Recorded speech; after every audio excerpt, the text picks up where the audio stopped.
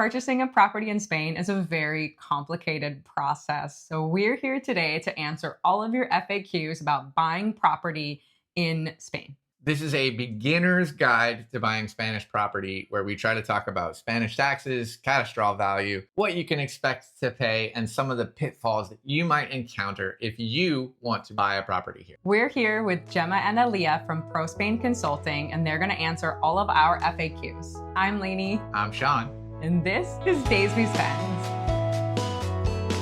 Thank you so much, both of you, for coming on our channel and sharing your knowledge with us today. We'd love for you to introduce yourselves to our audience. It's nice for you to have me here. I'm Gemma Salas. I'm a lawyer. I specialize in property and sometimes corporate with basically international private law. So my goal is to, help especially foreign people to navigate different legal systems. Hi guys, thank you for having us here today. I'm Alia, I'm the representative of Pro Spain Consulting. Me and my department, we do the initial consultations for the clients. We navigate them through our services. We help them to find the proper way to solve their issues and their questions. And I can also tell a couple of words about our company. Pro Spain Consulting, we are a team of international lawyers and accountants and consultants here in Spain with more than 10 years of experience. We have two offices. One is in Marbella, province of Malaga, and another one is in Barcelona, but we work all over Spain and we cover all the legal advising, all the migration questions, the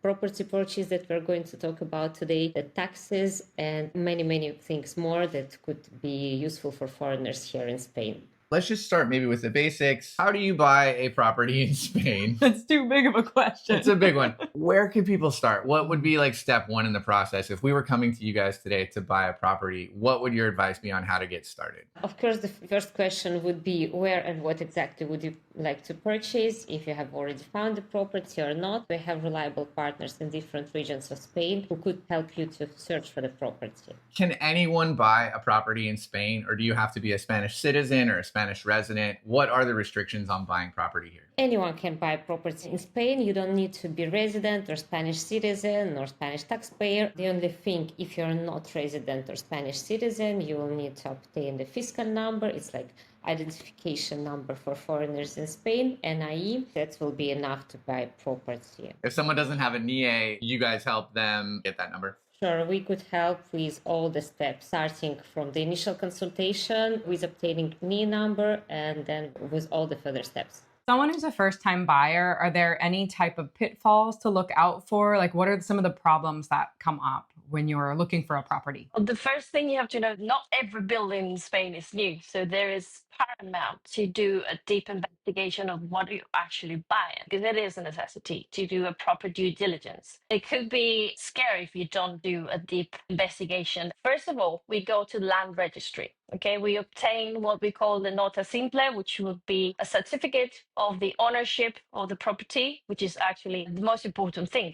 If you're actually buying this property for the people or for the person who says this is property, and we check there is no hindrances, no hidden mortgages, nothing that affects the property in that way. We also go to the town council to check if there is any planning that is affecting the property. For example, if it's like some type of condominium or something like that, we also demand all the documents just to prove there is no hidden charges like condominium debt, something that could actually impact the sale. Could take about a few weeks, but it's worth it. It's worth it to be sure that you're buying something and you're secure and you're not going to have trouble in the future. Making sure there's no debts on the property, making sure the property is legally registered so that you, in fact, are buying it and no one else owns it. And you find out years later, there's a cousin who's like, no, that's my house. Exactly. Is this also the time when, for instance, if we found something that we wanted to renovate, would there be any zoning or planning or building in this stage, or would that come later? Yes, that's a huge part in the due diligence, especially in the big cities where buildings are old.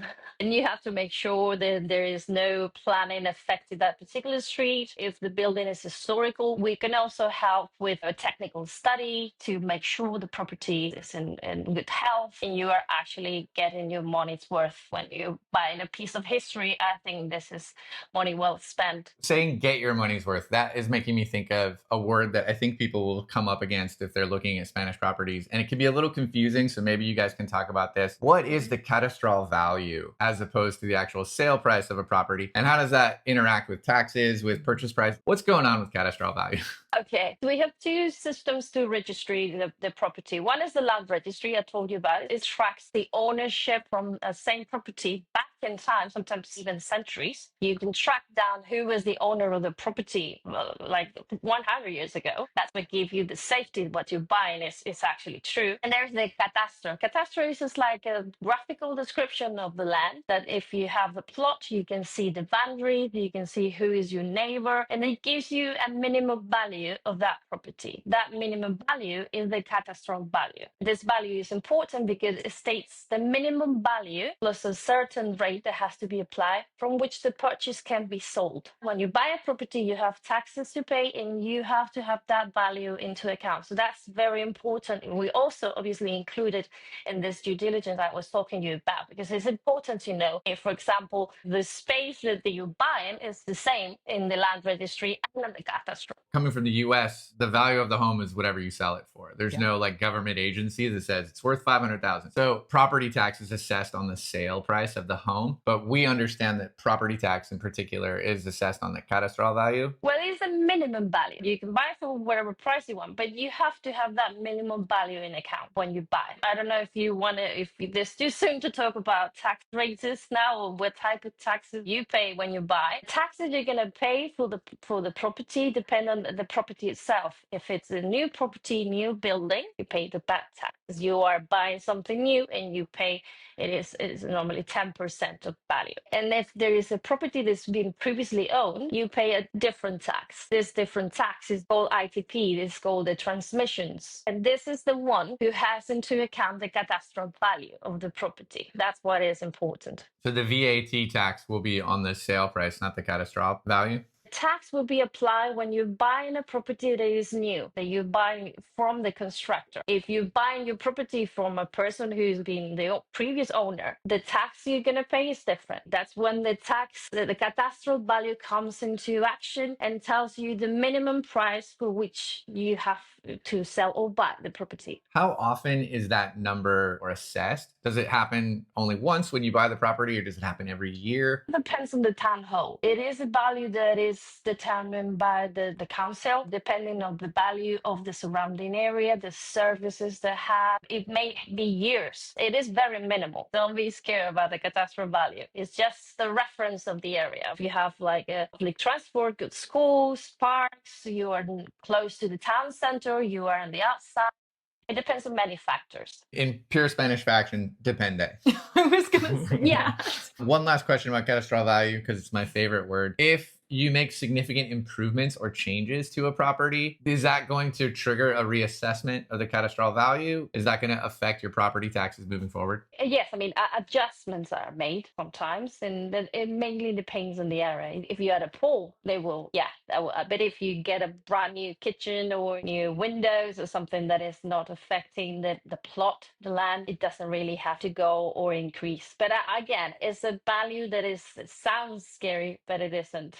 Okay, so say we found a place, we're ready to purchase something, we're ready to go, we've done our diligence, and the place is ready to be sold to us, right? Because the diligence is done. What type of fees can we expect in the entire process after the fees of the diligence? Yeah, on top of the sale price, how much are we going to expect to pay? On top of the sale price, there will be also some fees, right? So the notary fee, the land registry fee, normally they're in the same invoice issued by the notary, lawyer's fee, and in some cases also you need to pay the agency. It depends on the province and on the agency. In some places, only the seller pays their fees. In some places, both seller and buyer. And of course, the tax that we just discussed. Obviously, it depends on the region and the council and the property. Yeah. But is it anywhere from 10 to 15% the price of the sale of the home? Is that a useful amount, or is that misleading? Let's say roughly something between 10 and 15, could be a little bit higher, depends on the province, because in some places if you purchase, you property that was previously owned, this ITP tax could be different, and it could start from 7%, for example, in Andalusia. In some places it could be 11 or 12. In some places depends on the purchase amount, because there is also progressive scale for these taxes in some provinces, so this tax could be different. But let's say, okay, roughly something between 10 and 15, or probably in some cases even up to 20%.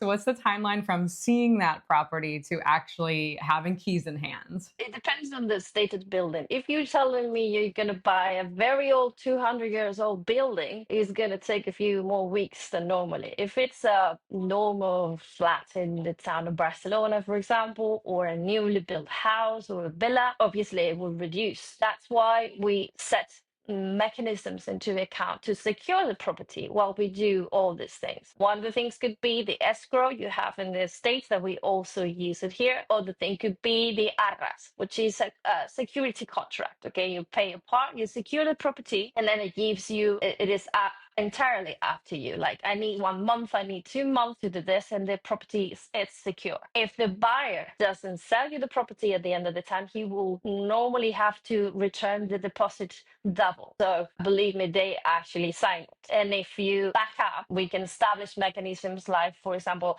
okay, I paid the deposit, but if I discover there's something wrong, I get my deposit back. If you have no reason to back from the property, you will lose the deposit. This is a way to secure your purchase, okay, and be safe at the same time. It really depends on the property you have acquired. If you are buying, as I said, a 300-year-old monastery, it's going to take a few months. And if you're buying a villa, which is newly constructed, it could be as fast as you can. We can actually do it in the same week, provided that we have all the documents that we talk about, the NIE, bank account. So it really depends on the property. But we try to do it as fast as possible, but always maintaining that security, that what you buy, what I said that you buy, and won't give you problems in the future, which is, I think, is better than, save a week or two when you're taking such an important decision as buying property abroad. Yeah, there's no reason to rush. What are some of the common things that people would be able to back out of? Say that we sign this pre-contract, which is a deposit contract. It's not an escrow, okay? It is a pre-deposit. And we say, okay, we will sign the definitive purchase in a month. With this condition, for example, I discover there is a town planning affecting this street, or they're gonna build, I don't know, a concert hall just a few blocks away, or if the property has some issues, technical issues. For example, we can say, I want an architect to come and have a look to this property because it's old or whatever. If the architect discovers something that I don't like, I can back up and you just return the deposit. It's not something that happens every day, okay? The buildings here are very safe, but this is the type of things we like to include just in case, because as you know, lawyers are trained, we are trained in worst case scenario. So we sometimes scare you a little bit at the beginning so you don't have to be scared afterwards. After you've made that deposit to kind of secure a possible contract, then you're getting the inspection of the building. Is that correct? Owners are not obliged to do this. You can actually have some owners that already have that inspection in place, but I mean, it's sometimes advisable to have your own expert. We don't have town inspectors that do this. This will be probably something that you do yourself just to make sure everything checks out. It's not like the daily occurrence. We're talking about extreme cases, like when you're buying something that is actually an historical building or something like that. They're beautiful. I understand the attraction to this type of things, but we like to include it just in case you want to do it, so you're safe. Okay, so we got an inspection. We've done the reserve contract. It's actually time to buy a home. How would foreigners or part-time residents, how would they navigate the Spanish mortgage process? What is the typical process? What are the typical costs, and how does that work? So there's actually no limitation at all for a foreigner to get a mortgage in Spain. There's several things that might not be like for Spanish residents. For example, you will need a little bit higher deposit to get a mortgage, but the rates and everything are for everyone. This is actually something you negotiate with the bank, and there's a huge offer banks offering. So you really go to the best seller in this case. You probably have the fixed rate mortgage. And then you have the variable one, which is the Euribor, which is an index, and then the bank itself can add a little bit. So that's when you come and you negotiate abilities to get the best mortgage and the cheapest mortgage that suits you. Obviously, they will have solvency investigation on you, as they do with everyone. You will probably have to prove steady income, bank account. I don't think there is quite a difference from the process of getting a mortgage anywhere in the world. There's no restriction apart from that little bit more money they're going to ask for you to get the mortgage. What is a typical mortgage term? Is it 30 years? Is it 15? Is it 10? And what's the average Spanish deposit? And what is the average higher? Is it 20%, 40%? What are these guidelines? 20%.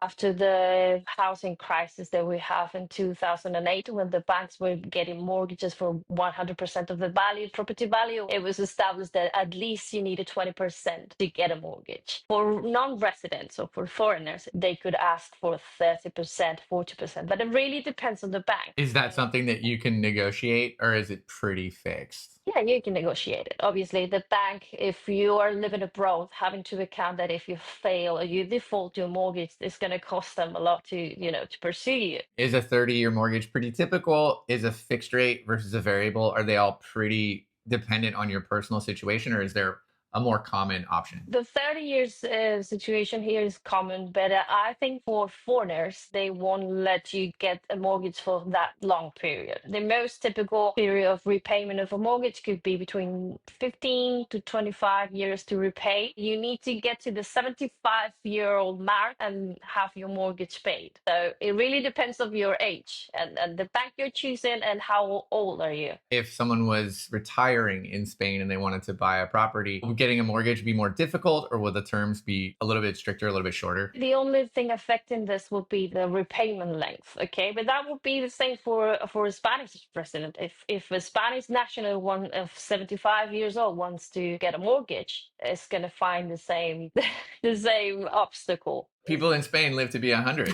There should be no problem. We eat very well. We have delicious food. We have sun. It is a very nice place to come to live in. We will be happy to help anyone that comes and wants to join us. If someone were going to do a large down payment or a large deposit, how does that work with transferring 6 figures over to a Spanish bank? What is that process like? What you have to have into account when you are buying a property with cash, and obviously you have to transfer the funds to a Spanish account. That's what we have to be careful about, the money laundering regulation. Whether the money you're going to transfer is a little bit more of a 10,000 euros or something like that, the bank is going to try to ask you for proof of where those funds come from. This comes from the international regulation of money laundering protection. So the banks won't process your deposit or will retain it until you provide proof of where these funds come from. This is a very straightforward thing to do. Like say, okay, I sold my house in the States, and you show them the purchase contract or the selling contract, and that's it. It's not a lengthy process, but it is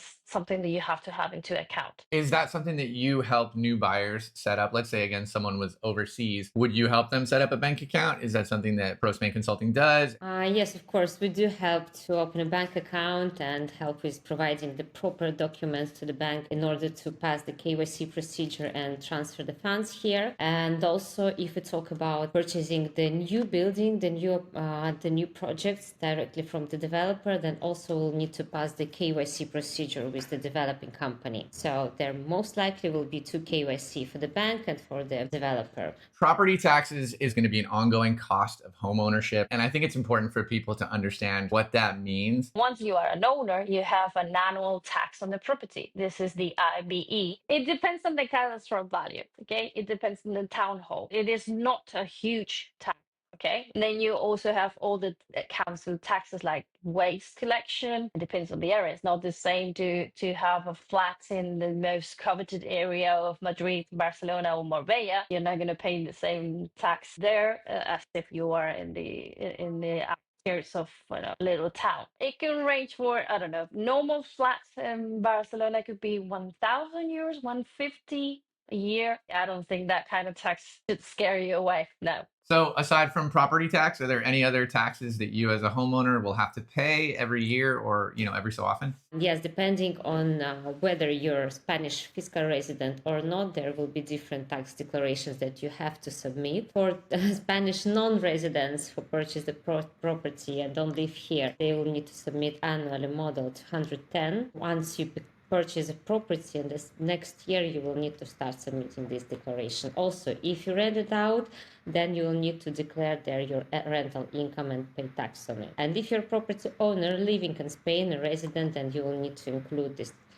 new property in your annual tax declaration also. That leads to selling a property. So we've heard that that can be a little bit different for residents versus non-residents. What can they expect to pay in sales tax or transfer titles? And if a non-resident sells a home, is that number different? The seller here pays what is called the plus value, which is a tax over the gain, the economic gain that you may have. And it's calculated between the price you acquire the property from and then the price you sell it. This difference, you get a tax applied. This is a tax that is in the town council. So it depends on the area, more or less like 10%, or they gain the value, okay, not the entire set. If you are no resident, say you are a US citizen, okay, you don't reside in Spain and you have a property and you sell it, then you have to pay the non-resident tax. And this means the buyer will retain a part of the money that you're gonna get, because the buyer will have the obligation to pay his tax on your behalf.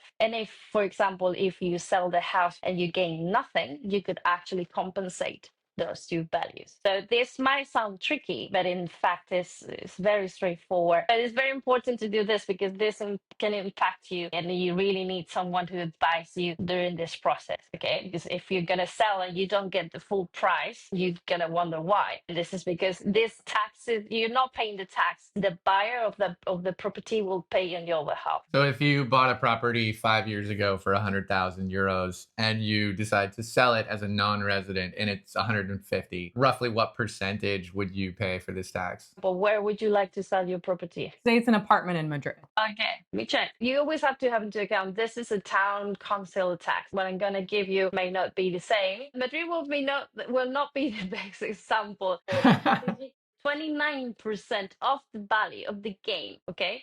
Not the value, But the gain. what you gain. So it will be a 29% if you bought it for 100 and you sell it for 150, then you get this margin, they will be applied. It's very, very high. So that would be about 14,000 euros, which is quite high, but it's nice to know that the number can be quite low. Yeah. But it can be a very realistic number. If you buy a property, realize you don't want it, and sell it as a non-resident, it's not a trivial amount of money that you will have to contribute to the price of the sale. Yeah. But if we talk about capital gain, you can also, of course, deduct all the expenses that you had previously with this property purchase. Yeah, of course. It's not exactly that the difference. You can add what costs you to purchase and what costs you to sell it. So there's a lot of things we can use to reduce that 50% gain, so that 29 in Madrid doesn't affect you as much. So if someone was going to purchase a property from you, what's the first piece or the best piece of advice that you could give them? Well, of course, to get the professional consultation and to do it with professional help. Purchasing without professional assistance might cause you extra expenses and issue in futures. During the due diligence process, we could investigate everything, including outstanding debts and so on. But if you do it without professional assistance, without deep analysis and investigation, then you will not face the issues and extra expenses now. They might appear years later, or they might surprise you at the moment of selling the property yourself. It must be so scary to come and buy a property abroad, especially in a country you probably don't know the language or the mannerisms or how to navigate all the difficult things, the bureaucracy. So yes, I think it's a good thing to have help, professional help. I think is the best investment you could get for your peace of mind. What's the next step for someone who wants to purchase property with ProSpain Consulting? Yeah, the next step will be to contact us by email or phone call, and then we can set the first free consultation, answer the questions, and then after that we can start the process itself. Thank you both so much for spending your time with us. We really appreciate being kind of walked through what is obviously a very complicated process. The takeaway from this for me is that while it's easy to understand some of the moving parts that are required with buying a home, there's so much complexity behind the scenes that you really do need an expert in your corner doing the due diligence, which is essential, and then guiding you through the whole process. Thank you so much for sharing your expertise with us today. Thank you, guys. It's been a great experience being able to help you. Thank you so much. Thank you. It's been a pleasure to talk to you today. And we'll see you next time. See you. See you. We want to say thank you one more time to Gemma and Alia from Pro Spain Consulting for taking the time to answer all of our questions today about purchasing property in Spain. If you have questions for us, don't put them in our comments because we don't really know anything about this. Go and contact Pro Spain Consulting and take advantage of their free consultation today. And if you're not ready to buy anything just yet, you can check out this video we made about how we rented our apartment here in Spain. That's its own confusing, wonderful process. Or check out this Move to Spain playlist for answers to all of those other burning questions that you need answered if you want to pursue your dream life here in Spain. I'm Lainey. I'm Shawn. Thanks for spending your day with us.